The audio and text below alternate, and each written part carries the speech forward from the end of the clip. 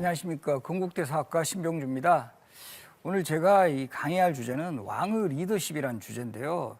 이렇게 새해 첫 모교 특강에 왕의 리더십이라는 주제를 선정한 이유는 아마도 우리 작년에 정말 정치적으로 너무 힘든 상황을 겪었죠. 대통령 탄핵이라는 이런 상황도 겪게 되었고, 그리고 많은 사람들이 정말 이런 어려움 속에 우리 역사 속에 이런 어려움을 잘 이겨나갔던 왕들은 또 누가 있었고, 또 그들에게서 우리가 배울 수 있는 지혜는 있지 않을까.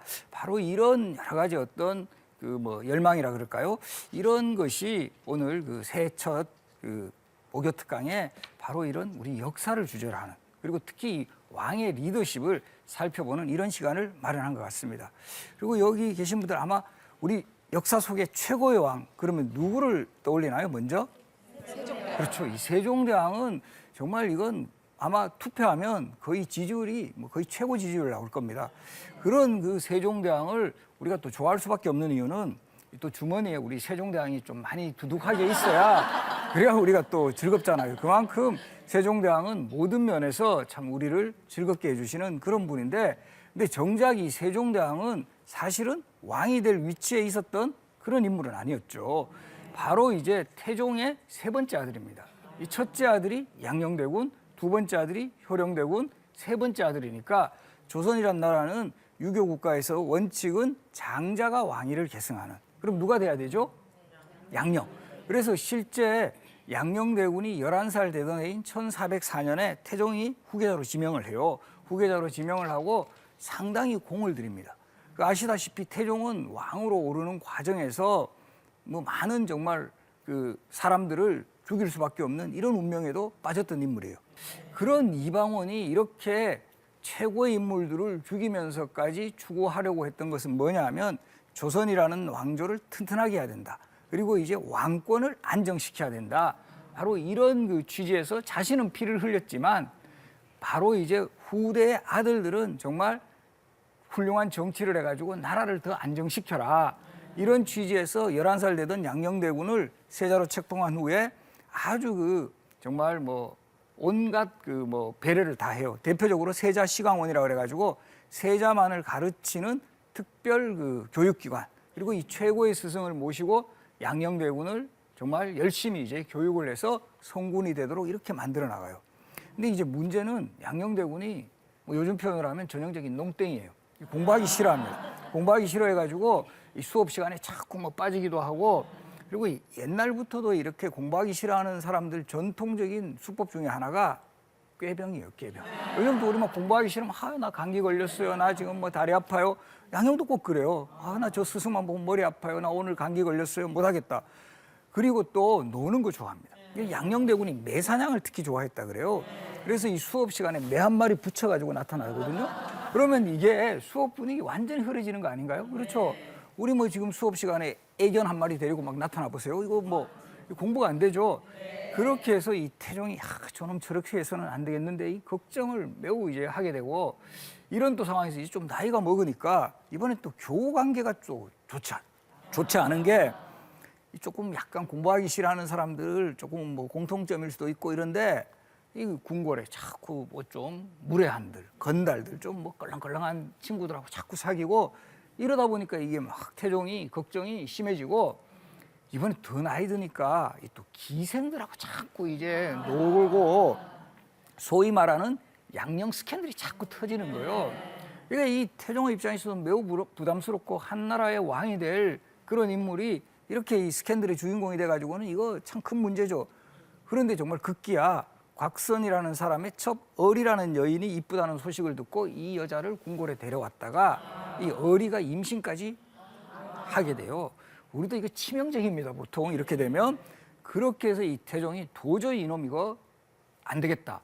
이런 인물이 왕이 되었다가는 정말 나라 말아먹겠다. 이렇게 판단을 하는 과정에서 세 번째 아들 충녕대군은 너무 괜찮아요. 성품면 성품, 학문적 능력이면 학문적 능력, 거기다가 효심 또 아주 대단하고, 정말 제가 왕 됐으면 진짜 이 나라 잘 될 건데, 이런 판단을 해가지고 마침내 태종이 아주 중요한 결정을 내립니다.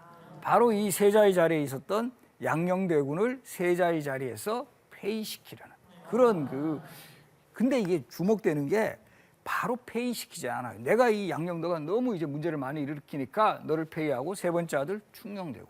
우리 예전에 이제 KBS 드라마에서도 했지만 이 양녕 조금 놀기 좋아하게 그렇게 생기셨죠, 그죠? 그래서 이 인물을 결국 폐위시키고 충녕을 하겠다 이게 아니라 오히려 신하들이 건의를 해서 오히려 조정의 대신회의를 소집하고 태종의 그런 분위기를 읽었던 신하들이 오히려 건의합니다. 우리가 장자상속이 원칙이지만 중국의 경우에도 필요한 경우 이때 개발하는 논리가 택현이에요. 현명한 사람을 선택할 수 있다. 꼭 우리가 그런 원칙에만 전념할 것이 아니라 현명한 사람을 선택을 해야 된다라는 이런 이야기를 오히려 신하들이 이제 하게. 그래서 이때 그런 분위기가 무르익었을 때 이때도 다 이 실록 기록에 나오는 거예요. 태종이 이제 조정의 대신회의를 딱 소집하죠. 그러면서 요즘 이렇게 이 신하들이 먼저 이 양녕 스캔들이 자꾸 터지고 이래서 상당히 이제 뭐 백성들도 뭐 문제가 많다고 그렇게 지적을 하는 사람들이 많습니다. 딱 이렇게 이제 이야기를 하는 거예요. 그러면 그 경들은 어떤 조치를 취하면 좋을 것인가 이렇게 이제 되묻는 거죠. 그러니까 이제 신하들도 이때는 아주 중요한 그 상황이니까 눈치도 보고 이러면서 이제 한 명이 이제 총대를 매가지고 이런 경우는 현명한 사람을 선택하는 것이 이것도 하나의 방법입니다. 그럼 이 태종이 모른 척하면서 그럼 택현이라면 경들은 누구를 생각하는가 이렇게 이제 이야기를 하면 이때도 감 떨어진 사람 많아요. 그러면 양녕대군의 아들이 어떨까 합니다. 이러면 이제 막 태종이 딱 째려보는 거죠. 이거 뭐 아닌갑다 이렇게 돼서 다시 이제 분위기 파악한 사람들이 세 번째 아들 충녕이 학문도 깊고 품성도 좋으시고 정말 능력도 탁월하시니까 이분이 이제 후계자로 삼는 게 어떨까 합니다. 다 이런 이야기를 하는 거예요. 그럼 경들의 뜻이 다 그러하니 내가 이것을 수용하겠다. 이때도 나름대로 이런 시스템적으로 이런 의사결정을 해야 후대에 반발이 없다라는 거예요. 그래서 결과적으로 14년간 세자의 자리에 있었던 양녕대군을 폐위하고 바로 세 번째 아들 충녕대군을 왕위에 결국 후계자죠. 후계자로 만든 이 장면이 정말 우리 역사 속의 터닝 포인트예요. 이 세종이 왕이 되는 순간이기도 했습니다. 만약에 태종이 이런 결정이 없었다면 아마 우리 민족들이 매사냥은 잘할 수 있지만 이 훈민정음이라는 이런 한글을 쓸 수는 없었을 거예요. 바로 이 태종이 세종을 후계자로 지명을 했다라는 거죠. 그리고 이제 태종이 양녕을 폐위시키고 세 번째 아들 충녕을 왕위에 올리는 이런 과정에서 또 주목되는 게 본인이 돌아가신 후에, 즉 죽은 후에 왕위를 물려준 게 아니라 살아생전에 상왕으로 있으면서 세종에게 왕위를 물려줘요. 태종의 선택은 이것을 확실히 내가 아들 세종이 자리 잡을 때까지 내가 그 역할을 하고 물러나겠다 해서 세종이 자리를 잡을 때까지 아주 중요한 역할을 해준 인물도 태종이었습니다. 그래서 태종은 사실 조선 공부하는 과정에서 정몽주, 정도전 또 보면 왕이 되고 나서도 자신이 왕이 되는데 결정적인 도움을 줬던 처남들, 민무구, 민무질, 민무율, 민무회 이런 처남들 다 죽여. 들어보셨죠? 드라마 많이 보신 분들은 최명길 씨 동생들 다 죽여버립니다. 이런 결국 그 선택을 통해서 태종이 추구한 거는 뭐냐 하면 정말 내가 이렇게 악역을 했지만 능력 있는 아들이 제대로 조선이라는 나라를 안정시켜라. 이런 어떤 메시지를 남겼고 결국 우리 세종이라는 왕은 그 태종의 뜻도 읽었고 또 시대 정신을 확실하게 파악을 했어요.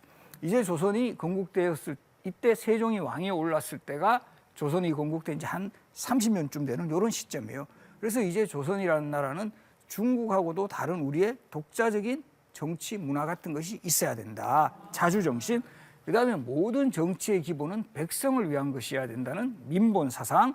그리고 이런 것이 현실에 실제적으로 도움이 되어야 한다는 이런 실용정신. 자주민본 실용정신을 시대의 정신으로 삼았고 이것을 실천하는 여러 가지 업적을 남겼어요. 그 최고의 업적이 뭘까요? 바로 우리 글, 훈민정음이죠. 이 훈민정음 예전에 우리 뭐 국어 시간에 정말 마르고 닳도록 외우지 않았습니까? 나란 말씀이 중국에 달아 서로 삼았대 아니할세. 이게 우리 문자는 중국하고 다르다. 자주정신이에요. 그 다음에 이런 전차로 어린 백성들이 니루고저 홀빼 있어도 제 뜻을 실어 펴지 못할 놈이 아니라 어리석은 백성들을 위한 글. 이거 민본 사상이죠. 그다음에 마지막이 뭐죠? 사람마다 헤어 수빈이가 날로 숨에 편안하게 하고자 할 따름이니라. 이 실용정신, 쉬운 글이요. 정말 우리 객관적으로 생각해도 그 당시에 계속 쓰고 있는 한자에 비해서 한글은 쉬운 글 맞죠? 그리고 한글은 소리 나는 대로 그대로 적기 때문에 훨씬 더 편리하게 쓸 수 있어요. 이거는 또 우리의 정말 자랑일 수 있고, 이 세종대왕의 또 이 정말 훌륭한 업적 중에 하나가 고유한 문자가 있는 나라는 꽤 돼요. 뭐 영어, 우리 스페인어, 뭐 일본어 다 있죠. 근데 이렇게 그 문자의 창제 동기까지, 이 창제 동기도 얼마나 멋있습니까? 자주민본, 실용사상, 이것까지 있는 글자는 한글이 유일합니다. 그래서 이 한글이 반포된 날이 1446년 9월 상한. 요 9월 상한이 1일부터 10일인데 9월 10일을 기준으로 하니까 요것을 양력으로 환산하니까 몇 월 며칠? 10월 9일. 그래서 우리가 한글날이다 이렇게 되는 거죠. 그리고 우리가 잘 알고 있는 그 스승에게 카네이션을 그 꽂아주는 스승의 날. 스승의 날이 왜 스승의 날이죠? 세종대왕 탄신일입니다. 그래서 우리도 이런 것들도 잘 기억을 해두셔가지고 이런 것 좀 알아두시면 약간 교양의 변별력이 생깁니다. 그래서 이런 것 좀 숙지해 주시고, 그리고 우리 세종대왕은 또 이 한글이, 저는 정말 이 미래를 예견하셨는지 우리 지금 뭐 소위 글로벌 시대의 문자 같은 거 보낼 때 한글이 문자로 보내기 너무 쉽잖아요. 영어라든가 뭐 이런 거 일본어 뭐 이게 비교가 안 돼요. 한자 한번 보내보실래요? 한자 정말 보내기 피곤합니다. 용 한 마리 보내기도 피곤한데 용 세 마리까지 한 글자요. 용 세 마리, 이 용 세 마리 답자인데 이런 거 한 글자 보낼 때 한글은 훨씬 많이 보낼 수 있죠. 이 정말 이런 정말 미래까지 예견하신 우리 이 문자 한글 정말 우리가 사랑해야 되고, 그래서 다행히 우리가 몇 년 전부터 한글이 다시 쉬는 공휴일로 지정을 됐잖아요. 이거는 우리가 정말 지켜 나가야 됩니다. 이렇게 세종시대의 훈민정음에 나타난 자주민본 실용정신은 농업이라든가 의학, 과학에도 그대로 적용이 되는데요. 농업 분야에는 농사직설이라는 책을 편찬합니다. 이것도 기존에는 주로 중국의 농업책 가지고 농사를 지으니까 이 잘 안 맞잖아요. 우리하고 기후도 다르고 토양도 다르고 이러니까. 그래서 이것을 극복하기 위해서 경험이 많은 농부들을 쫓아다니게 해서 관리들이 막 그 사람이 언제 일어나서 어떻게 씨를 뿌리고 그 노하우가 있을 거 아니에요. 이거를 다 정리하게 해요. 그래서 여러 사람 거를 다 모아서 가장 표준적인 거, 이 매뉴얼을 만들어서 널리 보급한 책이 농사직설입니다. 그래서 이 농사직설이 보급되다 보니까 훨씬 더 농업 생산성이 향상이 되는 거고, 또 이 세종이라는 왕은 아주 현장 경험을 중시해요. 꼼꼼하신 게 경복궁 후원에 직접 땅을 갈아서 이곳에서 농사를 지어서 그 성과를 확인을 하고 난 다음에 이런 부분은 부족하니까 이건 보완하고 이 잘된 것은 또 장려하고 이렇게 해결해 나갔다라는 거죠. 의학 분야에서도 기존에는 주로 중국 약재 가지고 처방하니까 이게 뭐가 잘 안 맞을 거잖아요. 중국 약재로 하면 뭐 우리의 그 뭐 체질하고도 안 맞고, 그래서 또 세종이 생각하는 게 우리 땅에서 나는 토산 약재들 이것들을 다 조사를 해라. 그리고 그 약재들을 캐가지고 약초조 이런 것들을 캐서 또 이 의학적 지식이 있는 사람들로 하여금 그 효과를 이제 파악을 한 거죠. 그리고는 크게 57개의 큰 항목, 뭐 요즘으로 치면 소아과, 외과, 뭐 안과 이런 식으로 분류하고 또 세부 항목으로 959개의 항목. 뭐 예를 들어서 뭐 모기에게 물렸을 때, 화상을 당했을 때, 속이 채했을 때 이런 약재를 써라. 이것을 정리한 책이 향약 집성방입니다. 향약은 우리 땅에서 나는 약, 향약. 우리 그래서 향토 뭐 이런 이야기 하잖아요, 그죠? 그래서 이런 의학서를 만들어서 또 보급을 하게 했고요. 그리고 이런 우리가 의학서 향약 집성방이 또 의미를 가지는 것은 허준이 쓴 의학서 우리 동의보감 알고 계시잖아요. 의학서 하면 대부분 허준의 동의보감 이거를 떠올리는데, 동의보감이 하늘에서 뚝 떨어진 책이 아니라 바로 이런 향약 집성방과 같은 이런 의학서가 있었기 때문에 이것을 잘 참고하고, 또 허균이라는 의학자, 물론 그 시대에 대단한 학자예요. 그 시대에 중국이라든가 일본의 의학 기술까지 종합해서 이런 동의보감을 완성하는 데는 바로 이런 세종시대의 의학서가 밑바탕이 되었다라는 거, 이것도 우리가 기억을 해야 된다는 거죠. 그리고 이제 과학하면, 세종시대 과학하면 제일 떠오르는 인물, 우리 윤인구 아나운서님 누구 떠오르시죠? 아니 그런 거 물어보실 거면 어디 좀 전화 좀 주시지 왜 아, 그래도 이렇게 뭔가 좀 이렇게 아침마다. 과학하면은 장영실. 아, 그렇죠. 예. 세종시대 과학자물이 뭐 어떤 사람들은 저거 삼둥이 아빠 뭐 이렇게 자꾸 이제 이야기하시는 분이 있는데 우리 장영실이라는 인물이 이제 세종시대를 대표하는 이 천재 과학자잖아요. 왜 장영실이 위대한가를 이제 제가 설명드리겠습니다. 세종이라는 왕은 시계를 되게 중시해요. 왜냐하면 농업 국가에서 이 시간 개념이 이제 중요하게 된다는 거죠. 그러니까 옛날 이 시간 개념이 확고하지 않을 때는 뭐 이런 식이에요. 만날 약속할 때 우리 해 뜰 때 보자 이렇게 되는 거예요. 어떤 사람은 정말 성질 급한 사람은 해 요만큼 떴을 때 가가지고 새벽 4시부터 기다리고 있고, 느긋한 사람은 해가 정말 중천에 떠올랐을 때 한 12시쯤 와가지고 뭐 나 지금 해 떴을 때 왔지 않느냐, 이런 어떤 일까지 생기는 거예요. 그래서 이제 더 정확한 시간, 우리 그때 같으면 뭐 12시에 만나, 그때 같으면 뭐 자시에 만나자, 뭐 축시에 만나자 이러는데, 그때는 이런 단위라도 한 2시간 정도 단위라도 상당히 이제 정확하게 되는 거예요. 그래서 이 해시계율을 처음에는 아무래도 만들기가 상대적으로 쉬우니까 해시계를 만들었고, 앙부일구라 그럽니다. 기본적으로 해시계는. 그리고 일구라는 말 자체가 해시계예요. 그리고 여기 지금 소개되어 있는 천평일구, 정남일구, 현주일구 이렇게 표현한 거는 지금도 우리 시계 하면 손목시계가 있고 벽시계가 있고 뭐 탁상시계가 있고 이런 것처럼 이때도 이런 다양한 종류의 시계를 용도에 맞게 사용한 거예요. 근데 문제가 해시계는 해만 없으면 작동을 안 하잖아요. 그죠? 이게 결정적인 약점이에요. 그래서 이런 약점을 극복하기 위해서 만든 시계, 해도 없이 작동할 수 있는 시계를 만들라, 그 미션을 수행한 사람이 바로 장영실입니다. 그리고 사실 장영실은 처음에는 태종이 처음 발탁한 사람이에요. 워낙 이 기록에 보면 손기술이 뛰어났던 인물이에요. 그런 그 장영실을 보고 아, 이 사람 능력 있구나 해서 세종 때는 확실하게 상의원 별제라 그래가지고 아예 관직을 부여해요. 뭐 지금도 그렇지만 이 사람을 정규직 전환해주면 훨씬 열심히 일합니다. 그죠? 그래서 이 장영실도 확실하게 직업을 가지게 하고 세종이 전폭적으로 후원해줘요. 요즘으로 치면 연구소도 하나 차려주고 이러니까 그 정말 능력을 발휘해서 해가 없이도 물로 작동하는 시계, 자경루를 만든 거예요. 물을 원리를 이용해 가지고 스스로 울리는 시계에서, 그래서 자경루입니다. 그래서 이 자경루를 완성하면서 완전 이거는 그 당시로 치면은 과학혁명과 같은 거예요. 이제까지 해시계만 썼다가 이 물시계를 쓰는 이런 이제 수준으로 발달하게 됐고, 이 자경루는 조선시대 표준 시계로 활용이 돼요. 그리고 또 주목되는 것은 장영실이 자경루를 만드는 이 장영실이라는 인물은 어머니가 관기 출신이에요. 조선시대 이 관기는 관청의 기생인데 기생은 천민이거든요. 그러면 장영실도 신분이 천민이에요. 거기다가 아버지 같은 경우도 기록에 보면 중국의 소주, 항주 사람이다 이렇게 나와요. 중국계 기하인이에요.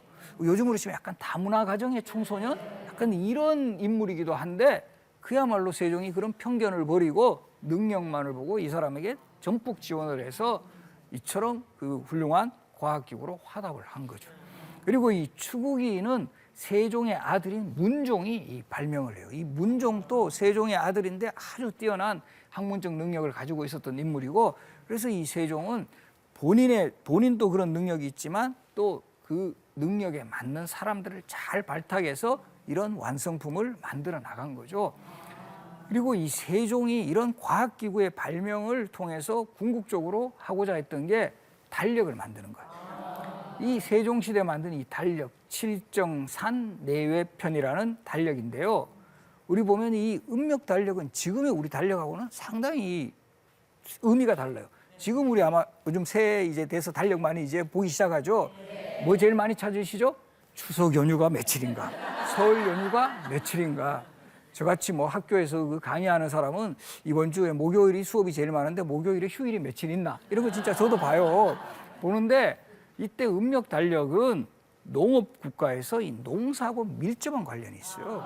그래서 우리 땅에서 나는 이제 독자적인 그런 그 천문과학기구의 발명을 통해서 하늘을 잘 관측하고 시간을 잘 계산해서 만든 그 달력이 칠정산 뇌편.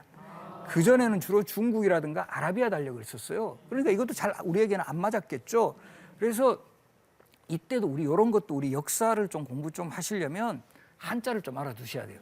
이 칠정이라는 게 딴 거 아닙니다. 해, 달, 화, 수, 목, 금, 토. 이 전체의 운행 원리 요를 말하는 거예요. 전체의 운행 원리 칠정을 잘 계산하다. 우리 산수 그러잖아요.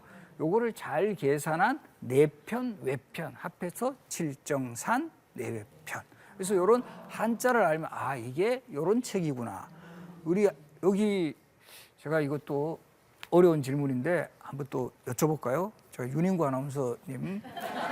저 조마조마했어요. 저한테 그 물어보실까 봐. 통일 신라 시대에 이 해초라는 스님이 인도를 다녀와서 쓴 기행문 왕오천 축국전. 아 역시 아침마당 진행자로서의 상가. 어제 전화하신 것 같은데 아무래도. 근데 이거는. 왕오천축전 이렇게 답하셨는데 정확하게는 약간 틀리셨어요. 왜냐하면 왕오천축국전 이렇게 읽어야 돼요.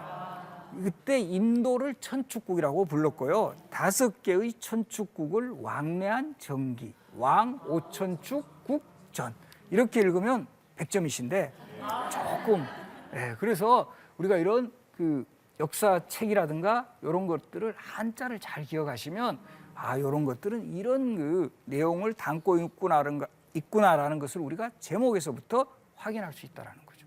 그래서 이 세종 때 만든 이런 농사직설, 향약집성방, 칠정산, 내편과 같은 이런 저술들은 그 당시에 자주민분, 실용이라는 시대 정신을 실천하면서 빠른 시일 내에 조선이라는 나라를 문화적으로 안정을 시키는 그런 힘이 됐어요. 그리고 이 세종시대는 갑인자라는 활자도 개발을 해서 이것을 많이 이제 배포를 해서 많은 사람들이 이런 책들을 접할 수 있게 했고요. 그리고 이제 조선 왕조를 건국을 찬양하는 이런 책들도 많이 만들었는데 고려사, 동국세연가 우리 사실 용비어천가도 노래로서 조선의 역사와 건국의 정당성을 알려주는 그런 그 어떻게 보면 뭐 노랫말이지만 결과적으로는 이 역사책이라고도 할 수 있죠. 그리고 국조올해의 역대병려와 같은 이런 편찬물도 나왔고 아 이것도 대단했는데 세종시대에 연분구등법, 전분육등법 우리 아마 국사교과서에 아마 기억하실 거예요.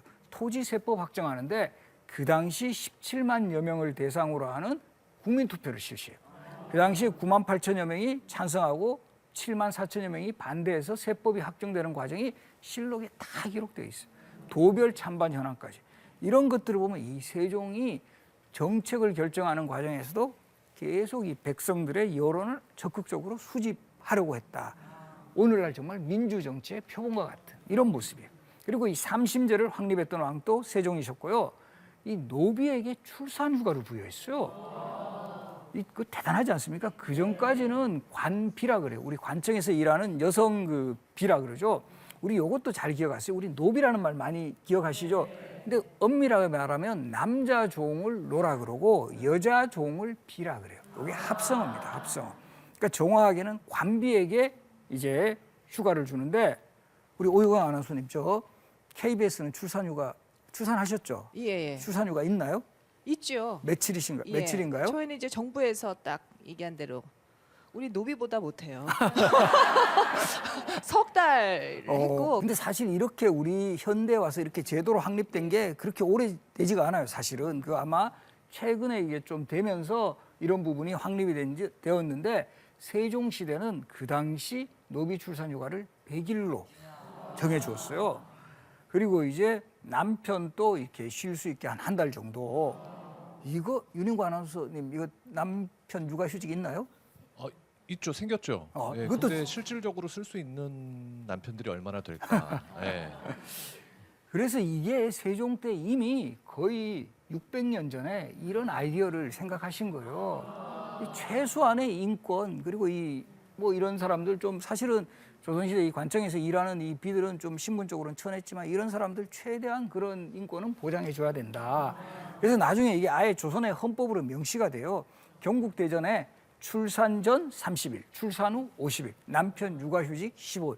이건 아예 조선의 헌법으로 딱 명문화가 되게 되는데요. 그래서 이제 이 세종이라는 왕은 지금 보셨지만 와 정말 대단하구나. 우리가 알면 알수록 아마 여기 계신 분들도 정말 이제부터 10,000원짜리 더 소중하게 써야 되겠구나 이런 생각도 이제 하실 것도 같은데 이 세종은 본인 또 정말 능력이 뛰어났지만 더 잘한 것 중에 하나가 정말 뛰어난 인재등용이에요. 그래서 아마 많은 분들이 세종시대 지금도 이런 뭐 검색 같은 거 하면은 검색어 집어 넣으시면 세종하면 연관 검색어가 뭐 장영실, 박연, 황희정승 이런 사람들이 떠올라요. 그러니까 이런 것이 진정한 리더예요. 뭐 정말 우리 지금의 우리 시대에 아마 대통령 이름 집어넣으면 아주 긍정적인 인물이 연관 검색어로 잘 안 떠오를 거예요. 좀 그런 것이 불행하다라는 거죠. 연관 검색어 최순실 이렇게 나오면 좀 우리가 좀 가슴 아프잖아요. 그런 거하고 대비되게 세종시대는 정말 인재가 탄탄하게 배출이 되었다라는 거죠. 그래서 뭐 과학자 중에서는 장영실, 뭐 이천, 음악가 중에서 박연이라는 음악가 있죠. 또 국방하면 김종서, 최윤덕 장군. 그러니까 계속 떠올라요. 아예 그리고 또 집현전이라는 인재 양성 기관을 만들어서 뭐 성삼문, 박팽년, 신숙주. 그러니까 웬만한 사람들도 세종시대 하면 한 5명 정도는 떠오를 수 있는 게, 그리고 우리 음악가 박연 같은 인물도 우리 그냥 박연하면 저 사람 원래부터 음악가 아니야 이러는데, 박연이라는 인물은 사실은 문과에 급제한 사람이에요. 그냥 관리인데 이제 세종이 이렇게 박연하고 뭐 이야기를 하거나 여러 가지 임무를 맡겨보니까 음악적 재능이 아주 있으니까 요즘으로 치면 장학원이라 그래가지고 조선시대판 국립국악원 원장을 시켜줘요. 그러니까 거기서 자기 능력을 발휘해 나가면서 악기도 개발하고 음악책도 정리해 나가고 이런 모습을 보인다라는 거죠.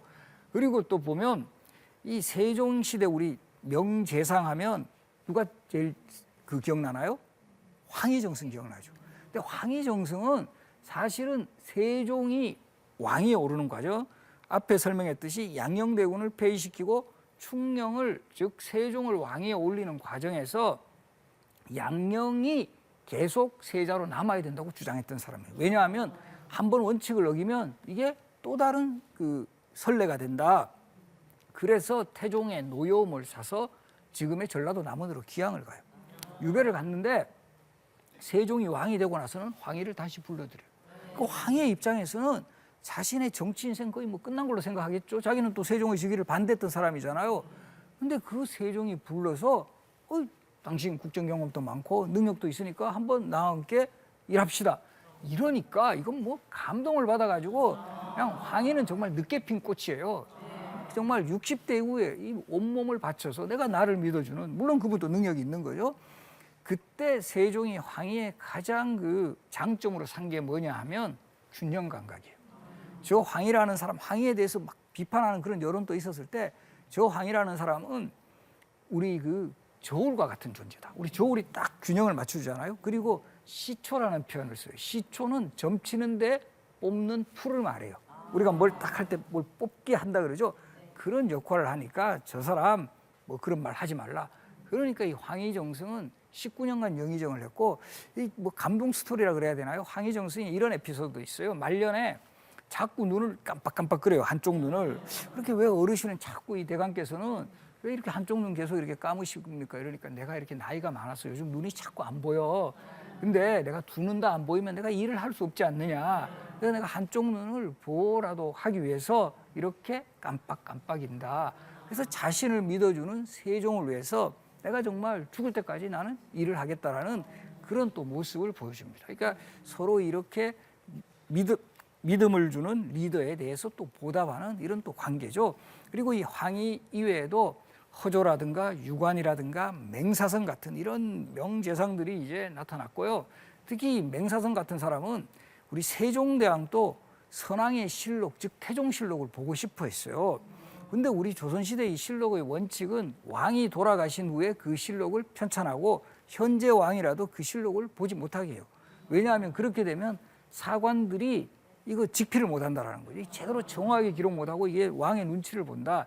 그랬을 때 세종도 내가 그래도 우리 아버지 좀 어떻게 기록됐는지 좀 보고 싶다. 이랬을 때 이 맹사성이 이러시면 안 됩니다. 여기서 이러시면 안 됩니다. 라고 했고 이것을 또 세종이 기꺼이 수용했던. 그래서 이런 전통을 잘 만들어 갔기 때문에 우리가 조선왕조실록은 현재 유네스코 세계 기록유산으로 남을 수가 있었던 것입니다. 그리고 이제 세종시대 하면 그 인재등용의 특징이라고 할까요? 이 중에 대표적인 게 인재 양성기관을 따로 만든 거예요. 바로 이 집현전입니다. 집현전, 현명한 사람을 모으는 전가 이런 뜻이고, 이 집현전, 세종시대 하면 항상 떠오르는 그런 공간인데 혹시 집현전 위치 아시는 분 계세요? 집현전 어디 있을까요? 경복궁은 많이 가보셨죠? 지금도 경복궁 가보시면 경회로 남쪽에 수정전이라는 건물이 있어요. 여기 지금 자료에도 이렇게 나오는데 수정전이라는 이 건물이 있는데 여기가 예전에 집현전 자리예요. 그래서 이 집현전에는 최고의 인재들을 이 집현전에 불러들였습니다. 그래서 그 당시에 집현전은 세종시대부터 사실 존속한 기간은 그렇게 오래되지가 않아요. 36년간 존속이에요. 세종 때 만들어져서 결국은 세조 때 폐지가 돼요. 왜 집현전을 폐지할까요? 세조는 바로 이 세조의 왕이 찬탈에 반대하는 단종 복위 운동을 일으킨 사육신의 대부분의 인물들이 집현전 출신이에요. 그러니까 세조 입장에서는 이 집현전이 완전히 이건 자신에게 반대하는 그런 기관이니까 없앴다라는 거죠. 그래서 이 집현전은 역사 속에서는 36년간 존속했지만 워낙 쟁쟁한 인재들이 배출됐고 우리 세종시대 학문과 문화의 어떤 상징 공간이니까 우리 기억 속에 많이 남는 거죠. 이때 집현전을 거쳐간 학자가 96명 정도가 돼요. 뭐 신숙주도 있고 이런데 96명 중에서 이 분석을 해보니까 전원이 문과급제자예요. 조선시대 우리 식년 문과라는 것은 3년에 33명 뽑아요. 1년에 11명 뽑습니다. 그러니까 물론 조선시대 인구 지금보다 적겠지만 인구 비례를 보더라도 아마 지금의 사법고시라든가 뭐 행정고시 이런 시험보다도 정말 뚫기 어려운 관문일 수 있어요. 근데 우리가 과거 시험 합격에 대해서 좀 쉽게 생각하는 경향이 있어요. 제가 봤을 때는 그 춘향전 때문에 그래요.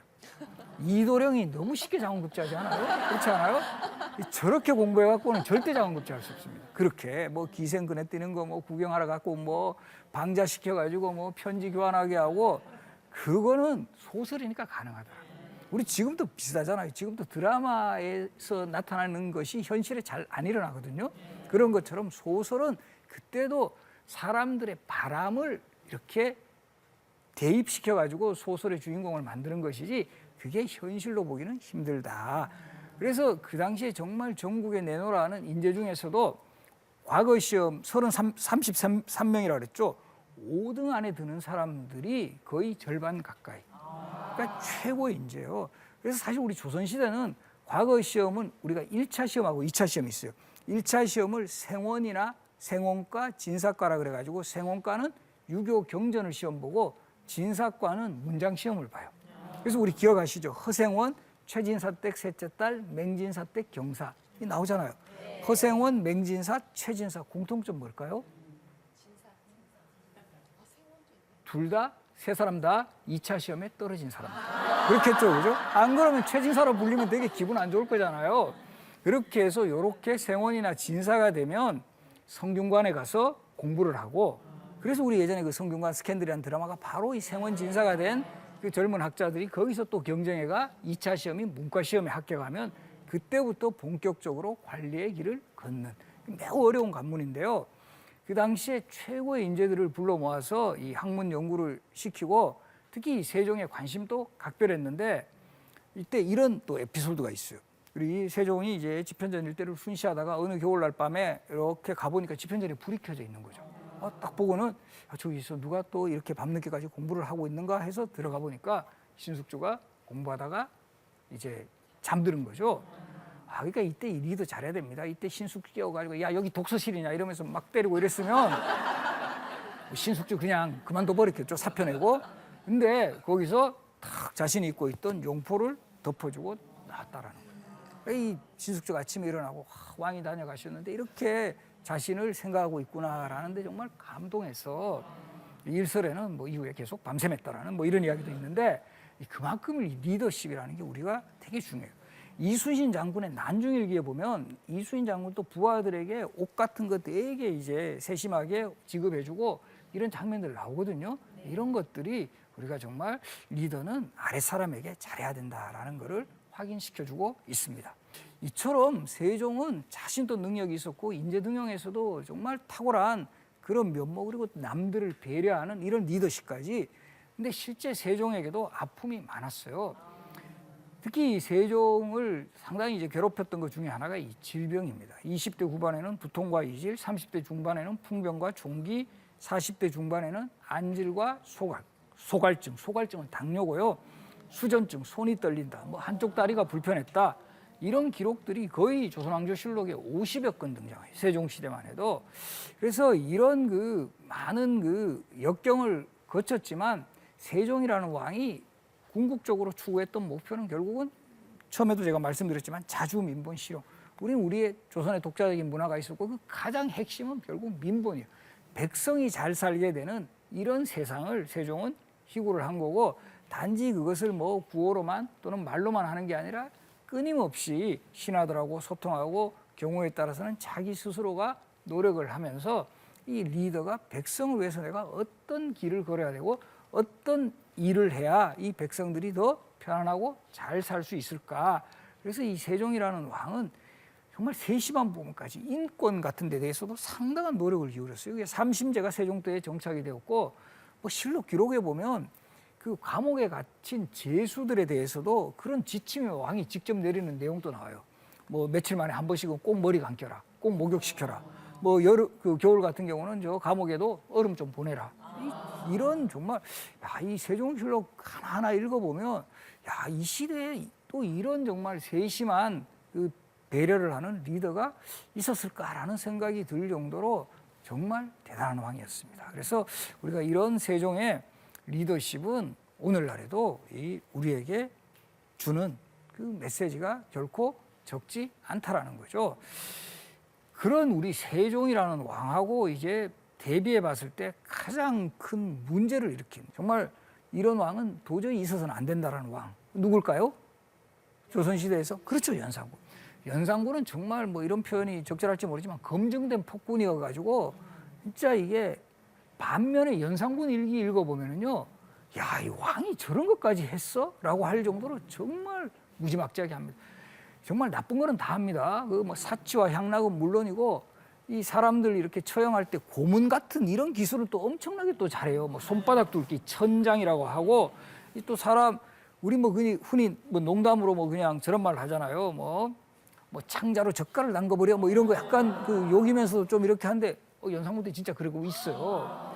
이 정도로 이 폭군의 전형적인 면모를 보여줬던 왕이 연산군이에요. 그러니까 연산군은 왜 그렇게 폭군이 되느냐 하면 일단 왕이 온 나라가 내 거다 이런 판단을 하는 그런 왕이에요. 이 백성이라든가 뭐 신하가 함께 공존하는 그런 나라가 아니라 왕이면 다 할 수 있지 않아? 그래서 대표적으로 그 궁궐의 주변의 민가를 다 헐어버려요. 왜 그거를 헐어버리냐 하면 자신의 사냥터를 확장하려고. 그리고 이제 보면 아마 이 흥청망청 고사 기억하시는 분 계시죠? 흥청망청? 무슨 흥청이라는 말을 우리가 잘 알으셔야 되는데 연산군 때는 매번 이 경회로에서 뭐 요즘 표현을 하면 항상 파티하고 이래요. 그러려면 이제 전국에 채홍사라 그래가지고 이 기생들을 뽑으러 아예 관리들을 거기에 보내요. 팔도의 기생들을 뽑아가지고 그때 선발된 기생들을 칭하는 명칭이 운평. 운평에서 조금 승진하면 가흥청. 가흥청에서 완전 승진하면 흥청.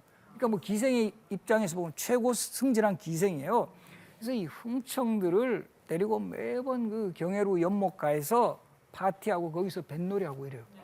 근데 이 기록에 보면 연산군도 이런 면에서는 좀 자질이 있었다고 해야 되나? 하여간 황용, 그러니까 누런 용머리를 한 배를 만들고 이 배 수백 척을 띄워가지고 여기에 기생들을 싣고 노래를 부르게 하고 횃불을 들게 하고 야간에는 그러니까 완전히 뭐 우리 야간에 무슨 공연하듯이 그렇게 했다라는 거예요. 그래서 제가 역사전을 그날 프로에서도 그렇게 이야기했는데 연산군은 직업을 잘못 선택했다. 이 사람은 왕을 할 게 아니라 뭐 무슨 올림픽 전야제 개막식 감독을 해야 될 사람이 이거를 왕을 하는 바람에 이런 왕은 이렇게 해서는 안 되잖아요. 그래서 이 흥청망청이라는 말로 그 당시에 백성들도 다 이런 것들을 저주를 해요. 그런 말들이 이어서 지금까지 우리에게 전해지고 있는 거죠. 그래서 이 역사에서 딱 그렇게 그 메시지를 주는 이런 말들은 상당히 아마 우리 후대에도 이 말은 갈 겁니다. 그리고 이 연산군 하면 항상 불명예스럽고 문제가 많은 왕으로 우리가 기억할 수밖에 없는 그런 장면이에요. 그래서 이 연산군은 또 보면 워낙 궁궐에서도 너무나 정말 뭐 요즘 표현을 하면 엽기적인 일을 많이 하고 독재를 많이 하고 이러니까 자기도 이게 캥기는 거예요. 그래서 이때 연산군은 언론에 재갈을 물려고 해요. 그래서 이때 대표적인 게 신언패라 그래가지고 말씀을 상가하는 패 이런 뜻인데 이거를 관리도 우리 공무원증 뭐 KBS도 우리 하면 뭐 출입증 있잖아요. 이런 것처럼 이거를 차고 다니게 해요. 입은 화의 문이고 혀는 몸을 베는 칼이다. 구시 화지문이요 설시 참신도라. 아 이게 이런 거 차고 다니면 이 섬찟해 가지고 이거 말할 수 있겠습니까? 입을 다물고 혀를 깊이 감추면 몸이 어느 곳에 있든지 편안하리라. 야, 이런 거 우리도 뭐 요즘 이런 표현 많이 하잖아요. 언론 탄압, 언론의 재갈을 물린다. 이게 정말 가장 부정적인 형태 중에 하나인데 연산군은 이런 걸 정말 선구적으로 진짜 이런 나쁜 짓만 했다라는 거죠.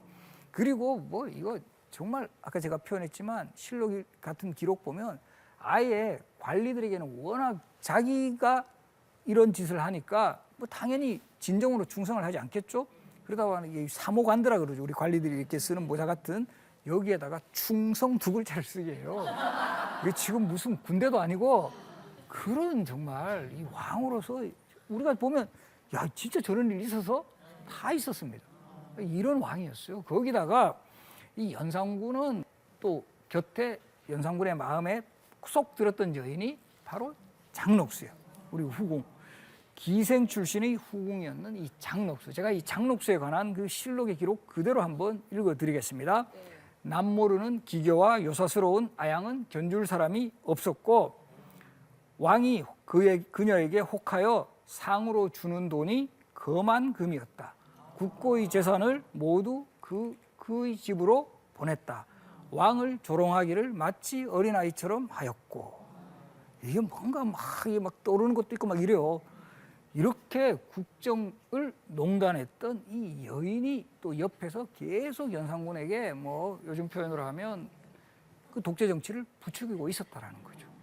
근데 이게 우리가 역사에서 정말 반면교사로 삼아야 되는 이런 장면이 나오는데 사실 우리 역사에서 쫓겨난 왕이 두 명이에요. 연산군하고 광해군.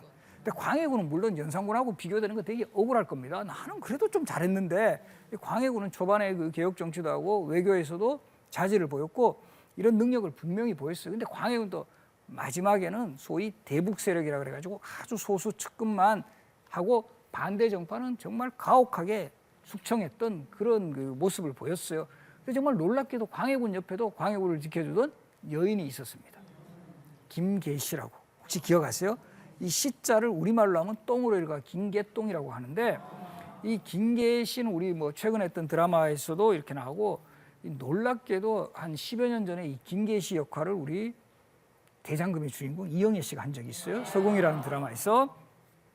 근데 이제 고증에 의거하면 김계시는 용모가 피지 못했다라고 돼 있는데 그때는 고증에 의하지 않고 너무 이제 그 미모의 탤런트를 이제 캐스팅했는데 기록에 보면 김계시는 용모는 피지 않았지만 비밀스러운 방책으로 광해군의 사랑을 얻었다. 그녀가 붓을 잡고 마음대로 하니 왕도 어떻게 하지를 못했다. 광해군이 총애하여 그녀가 말하는 것을 모두 들어서 모두 들어주니 그녀의 권세는 내외 떨쳤다. 이렇게 나와요. 이게 우리 그 폭군이라고 그럴까요? 쫓겨난 왕의 마지막에 이런 국정농단한 이런 여인들이 있었다는 거예요. 우리가 정말 이 교훈으로 삼아야 됩니다. 그리고 이런 역사에서 결과적으로 보면 이 연산군이나 광해군이 쫓겨날 수밖에 없었던 가장 결정적인 원인은 이 서로 소통하지 않고 소수 측근의 그런 사람들은 좋은 말만 합니다. 왕에게 계속 왕에 정말 아부하고 왕이 듣기 좋은 이런 말만 하는데 그것만이 자기의 전부인 것처럼 생각을 했기 때문에 결과적으로 보면 왕이 추락할 수밖에 없었고 사실 이 장녹수 같은 경우도 장녹수가 결국 중종 반정으로 이 차명에 처해지고 이때 얼마나 백성들이 분노했는지 그녀의 시신에 이 돌멩이와 기와장을 집어던져가지고 이게 거의 산더미를 이루었다. 이런 기록도까지 나와요. 그러니까 이것이 그 시대의 어떤 민심을 보여주는 그런 장면들이었습니다. 그래서 이때도 연산군에게 마지막으로 정말 이 바른 말을 했던 그 인물이 내시 김처선이라는 인물이에요. 이 김처선이 워낙 연산군이 서슬퍼런 독재 정치를 하니까 누구라도 제대로 연산군에 대해서 말을 못할 때 이 정말 원로 내시가 가서 그때 가족하고도 우리 넷이도 가족이 있습니다. 양자로들에서 이 가족에게도 내가 오늘 분명히 집에 못 돌아올 것이다. 이렇게 정말 작심을 하고 가서 연산군에게 정말 이러시면 안 되고 제대로 정치하십시오라고 하다가 이 연산군의 화를 맞아가지고 이 김초선이 최후를 맞이하게 됐고요. 우리 영화 왕의 남자의 주인공 공길이라는 인물도 사실 실존 인물이에요. 실존 인물이고 이 공길도 아주 연산군의 총애를 받았던 광대, 그때 기록으로는 우인으로 나와요. 배우 할 때 우리 우자 있죠. 그래서 연산군의 아주 총애를 받았던 광대였는데 이 사람이 이 왕은 왕답게 돼야 되고 신하는 신하답게 그렇게 하셔야 됩니다라고 간하다가 결국은 유배를 갔다, 이런 기록이 나와요. 그래서 우리가 그 왕의 남자라는 영화는 바로 이런 것을 하나의 모티브로 해가지고 연산군을 아주 가까이 있었던 그런 광대가 있었구나라고 해서 여기에 착안해서 그런 인물을 등장시켰던 것입니다. 그리고 우리가 그 대장금의 주인공 장금이라는 인물도 실록에 한 10번 정도 등장하는 실존 인물이에요. 의녀로 나옵니다. 의녀. 전형적인 의녀지 우리 드라마는 대부분 궁중요리사지만 궁중요리사에 대한 기록은 전혀 나오지가 않지만 그 모티브는 중종을 가까이에서 모시던 의녀. 그래서 우리가 이런 역사 기록물은 최근에 와서 이런 영화라든가 드라마에 아주 그 소재가 되고 또 실제 그 내용들 중에 상당히 우리 지금에게도 뭐 흥미를 주면서도 교훈을 주는 이런 내용들이 많이 남아 있습니다. 그리고 이제 다행히 또 세종과 상당히 닮아 있는 왕이 우리 조선 후기 왕 중에서 우리 정조 아시죠? 정조도 뭐 영화나 드라마의 소재가 많이 됐고 특히 아마 이 영린이라는 영화 보신 분들은 또 정조의 막 등 근육에 막 반하신 분들도 있고 이런데 사실 이 정조라는 왕은 사실은 그 즉위하는 과정에서는 세종보다도 훨씬 아픔을 겪었어요. 세종이라는 왕은 이 태종이 정말 잘 이 왕을 역할을 할 수 있게 판을 잘 깔아줬다면 정조는 아버지 사도세자의 비극적인 죽음 이후에 바로 이제 항상 이 세손으로 자리했지만 그 위협을 많이 받고 있었어요. 그래서 정조는 항상 세손 시절에 잠자리에 들 때 갑옷을 입고 잤다 그래요. 좀 무장을 하고 그리고 밤새워서 책을 읽습니다. 왜 밤새워서 책을 읽느냐 하면 그 정조가 혹시라도 이제 뭐 자객이 오거나 이럴 때 뭐 밤새워 책을 읽고 있고 이러면 주변의 신하들도 옆에 있고 이러면 아무래도 그런 것들을 방어를 할 수 있죠. 그래서 정조가 세손 시절부터 정말 독서광이었어요. 그래서 세종과 정조는 아마 우리 역사 속에서 가장 독서를 많이 한 그런 또 왕으로 기억이 됩니다. 그리고 이 두 분이 또 공통점이 있는 게 세종이 집현전을 설치했다면 정조는 규장각을 설치했습니다. 규장각을 설치해서 이곳을 학문 연구의 중심 기관이자 또 개혁 정치의 산실로 삼았고 또 이 정조 같은 경우도 바로 그 규장각의 인재 등용에 있어서 신분에 구애받지 않고 서얼이라든가 남인 이런 학자들도 그 등용을 시켰어요. 세종, 집현전, 정조, 규장각. 집현전은 경복궁에, 규장각은 어디 있죠? 어느 궁궐에 있죠? 우리 아나운서님들 규장각이 위치한 궁궐. 조선시대 궁궐. 창덕궁에 있는. 창덕궁. 그래서 이제 지금 창덕궁에 가면은 규장각이 있습니다. 여기서 요 창덕궁 후원 영역의 가장 센터인데 이 규장각에 역시 정조가 많은 책들을 수집하고 이 책들을 수집된 책들을 능력 있는 학자들을 시켜 계속 연구하게 해요. 그때 이 검서관이라고 그래가지고 책을 정리하고 연구하고 출판하게 하는 이런 기능을 했던 사람들을 검서관이라고 하는데 이 검서관에 등용된 사람들이 박제가, 유득공, 이동, 이 서울 출신들이에요. 이 조선시대 이 서울들은 신분적으로 상당히 차별을 받아가지고 문관의 요직에는 들어갈 수가 없었어요. 근데 정조는 배려를 했다라는 거죠. 그래서 이런 서울들의 모순이 가장 강하게 드러난 소설 뭐죠? 우리 고전 소설 중에 서울들이 한을 대변했던 소설, 허균이 쓴 소설, 홍길동전. 그죠? 이것도 아까 제가 이런 것도 우리 봤잖아요. 그걸 이제 우리 그 내용을 아니까 홍길동전을 가지고 홍길동전으로는 읽지 않잖아요. 홍길동전 이렇게 읽었죠. 그러니까 홍길동전 같은 경우가 서울의 모순을 극복하고자 하는 그런 분위기가 반영이 되어 있는데 정조는 아예 이런 서울들을 등용함으로써 결과적으로는 홍길동전에서 허균이 원했던 그런 내용이 왕이 수용을 했던 그런 장면이죠. 그리고 이것도 하나 상식으로 알아두세요. 우리가 서울이라 그러잖아요. 근데 이 엄격하게 보면 이 서울도 양반과 양인 이상의 첩에서 낳은 아들은 서자라 그래요. 서자. 그리고 양반과 천민의 사이에서 태어난 아들은 얼자라 그래요. 그래서 서자, 얼자 합해서 서. 자, 그럼 홍길동은 서자일까요? 얼자일까요? 뭐 결국 뭐 50%인데 얼자죠, 얼자. 홍판서댁 노비의 아들입니다. 그러다 보니까 홍길동은 공식적으로 하면 얼자다 이렇게 되는 거죠. 그래서 이 서울들을 규장각의 적극동영회가 이들을 잘 연구하게 해가지고 방대한 책을 보관하고 수집하고 연구하게 했던 그런 그 활동을 펼쳤고, 그 다음에 이 집현전에서도 정권 능력 있는 인재를 등용했듯이 정조도 규장각의 초계 문신이라 그래가지고 37세 이하의 젊은 학자들을 등용해가 한 3년 정도 이 국가 교육을 하게 하는 거예요. 이 공무원 재교육 프로그램이에요. 그래서 그리고 이런 그 초계 문신 출신 학자들은 상당히 후원을 해요. 그렇게 발탁된 학자들 중에 우리 대표적인 인물이 정약용이에요. 정약용. 우리가 정약용이라는 인물은 사실 또 이 당색으로 보면 남인이거든요. 우리가 정조 시대 하면 대부분 주도 세력은 노론 세력들이 일단 주도해요. 노론 그리고 그 소론도 일부 등용되지만 남인이 등용되기가 쉽지 않았는데 정조는 능력 있는 남인들도 등용을 했고, 그 대표적인 인물이 정약용 그리고 이 신의 통공을 추진했던 바로 우리 최재공이라는 인물이 있어요. 이 최재공은 신의 통공이라 그래가지고 그 시대로 치면은 자유로운 영세 상인들, 자유롭게 조금 이렇게 소점포 갖춰가지고 장사하려는 이런 상인들의 권리를 보호해준 정책이에요. 신의 통공. 1791년이 신의 연이어서 신의 통공이라고 하는데, 그때도 시전 상인들이 독점권을 가져요. 그러니까 이 서울에서 시전을 하고 있는 사람들이 지방에서 올라와가지고 조금이라도 점포 갖추려면 이건 다 법으로 금지된 거, 이거를 풀어줘요. 시전 상인의 금난정권을 철폐시키는 이 조치가 신의 통공이었고, 이것이 바로 정조 때 최재공이라는 인물이 주도해서 결국은 관철시킵니다.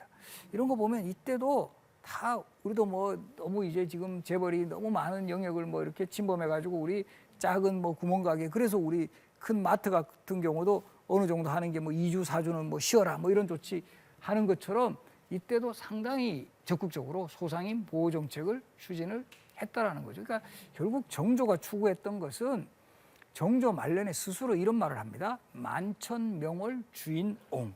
내가 온갖 개천에 비치는 달은 다 비치잖아요. 달. 그런 것처럼 나의 교화가 온 백성들에게 미치게 하겠다. 이게 정조의 신념이었어요. 그리고 이런 신념을 볼 수 있는 게 정조는 자주 화성행차에 났습니다. 아버지 무덤을 참배한다는 명분도 있었지만 화성행차를 통해서 그 행차길에 백성들이 억울한 상황이 있으면 꽹과리를 치게 합니다. 격쟁이라 그러고요. 그러면 무엇이냐 이렇게 되면 저는 이러이러한 것을 정말 억울한 일을 당했습니다. 그러면 그거를 이제 그 수행했던 관리들이 적는 거죠. 그래서 정말 합당하면 그것을 민원을 해결해줘요. 바로 그런 장으로 활용하는 거예요. 우리가 보면 조선 초기에 궁궐 안에 신문고가 설치가 돼 있지만 그 웬만큼 강 큰 백성 아니고는 그 신문고 못 두드려요. 그거는. 그러니까 어떻게 보면 백성들이 오게 하는 게 아니라 정조 입장에서 보면 이게 뭐 표현이 적절할지 모르겠습니다만은 백성들에게 찾아가는 서비스를 하신 거예요. 직접 찾아가서 이렇게 하면 백성들 입장에서도 걱정이 안 되죠. 주변에 다 동료들도 있고 이러니까 그런 민원 사항을 해결했던. 그래서 지금 이 정조의 모습도 우리 세종하고 딱 오버랩되는 그런 내용들이 많죠, 그죠? 집현전을 설치했고 규장각을 설치했고 인재등용의 신분을 가리지를 않았다라는 거, 그리고 어떤 정치의 지향점이 백성을 위한 그런 정치, 민본을 최우선으로 했다라는 거, 그리고 또 이것도 공통점이라면 이 두 분이 다 화로하셔가지고 세종대왕도 이렇게 말년에 많은 질병으로 고생하셨듯이 정조도 이 돌아가시기 한 7년 전부터 계속 아픕니다. 그래서 계속 이 투병을 하시다가 1800년 6월 28일 날 결국 돌아가셨어요. 49세입니다. 49세. 우리 세종대왕은 54세에 돌아가시고. 그래서 우리 광화문 광장에 보면 우리 역사의 최고의 인물 이수인 장군 세종대왕 동상 있죠. 이수인 장군도 54세에 돌아가셨어요. 우리 정조대왕은 더 기억하기 좋아요. 돌아가셨을 때가 1800년에 돌아가십니다. 아주 깔끔하게 돌아가신 거죠. 그러니까 이게 19세기는 건드리지 않으시고 정확하게 18세기까지 사셨어요. 49세니까 생년은 1752년생. 아니, 저희는 기말고사 안 봐도 되는데요. 그래서 우리가 이런 역사적인 인물을 또 기억할 때는 이런 시대를 잘 알아가. 아, 이 시대 이런 분. 그리고 또 보면 보세요. 세종대왕 15세기, 정조대왕 18세기, 300년 주기로 뭔가 우리 역사 속에 뛰어난 리더가 나타나셨죠. 뭐 지금 현재까지는 아니지만 21세기 우리 기대를 해봐야 될 것 같습니다. 이제 300년 딱 된 그 시점이죠. 그래서 결국 이런 그 우리가 역사 속의 리더를 통해서 그런 리더의 장점을 정말 모두 갖춘 우리 시대의 리더가 이제 탄생하기를 또 고대를 하면서 오늘 강의 마무리하겠습니다. 네, 고맙습니다. 아유, 감사합니다. 정말 이 시대에 필요한 리더가 누구인지 과거의 또 임금들의 얘기를 통해서 느껴볼 수 있는 시간이 아니었나 싶습니다. 올해는 우리가 선거를 하잖아요. 그렇죠.